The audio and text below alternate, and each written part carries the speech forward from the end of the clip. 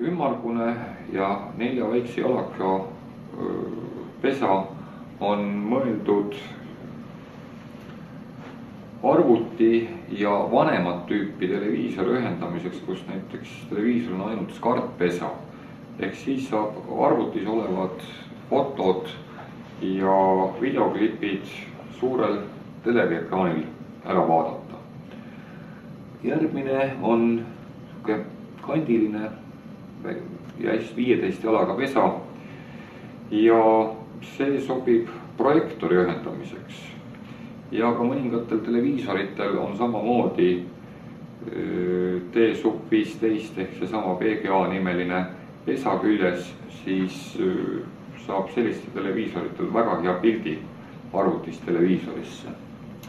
Järgmine hästi suur pesa on niinimetatud pordi laiendaja, kuhu saab siis mõningatel arvutitel lisadoki või lisaseadmete doki ühendada, kuhu saab eraldi ühendada võrgukaabli, välise klaviatuuri, hiire ja ka täiendava suure monitori.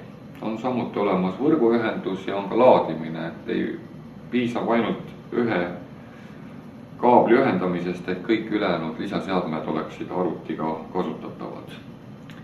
Järgmine suurem pesa on LAN ehk siia ühendatakse siis võrgukaabel ja peenike pisikene on jätkuvalt sülearvutitesse sisse ehitatud sissehelistamisteenuse ehk dial-up modemi pesa. Siia ühendatakse tavaline telefoni kaabel. Natuke see USB pesa meenutav, aga ühed nurgad on maha lõigatud, on siis HDMI liides ehk siis High Definition Multimedia Interface, mille mööda arvutist saab ühendada arvutit, saab ühendada televiisoriga ja seda mööda liigub nii pilt kui heli. Kui me ennem rääkisime sellest S-video liidesest ja VGA liidesest, mida mööda ka pilt liigub arvutist televiisorisse, siis nende puhul heli ei liigu. Heli liigub ainult koos pildiga HDMI liidese abil.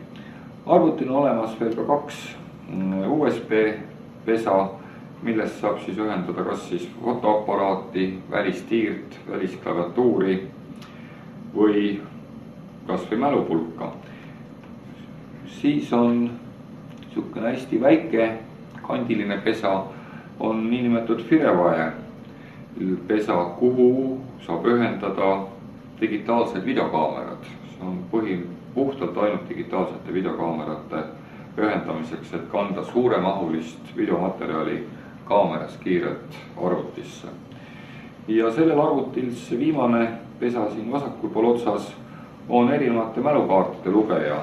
Siin on pealgi ilusti ära toodud SD ehk S-Digital MS ja see on siis Sony Memory Sticki kaart ja loeb ka XD mälukaarte.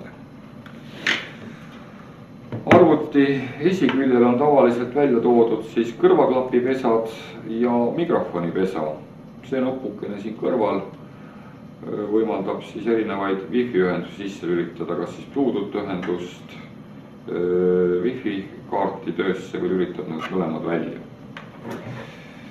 Ning uuematel sülearvutitel on ühe külje peal olemas siuke naljakas suur pesa, millest tavaliselt ükski mälukaart ega midagi muud sisse ei lähe ja sinna sobib väga hästi selline niinimetatud PC Express tüüpi lisakaart. Antud lisakaardiga on võimalik vaadata digi-TV-d ja selle kaardi abil on tegelikult võimalik ka salvestada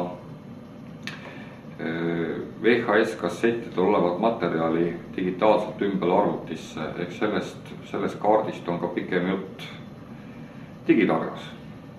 See läheb siia kaardipessa sisse ja siis saab juba välised seadmed siia külge ühendada. On ka veel üks USB pesa täiendav ja see ümmargune pesa alati kõigil sülearvutitel on toite kaablipesa. Kõik.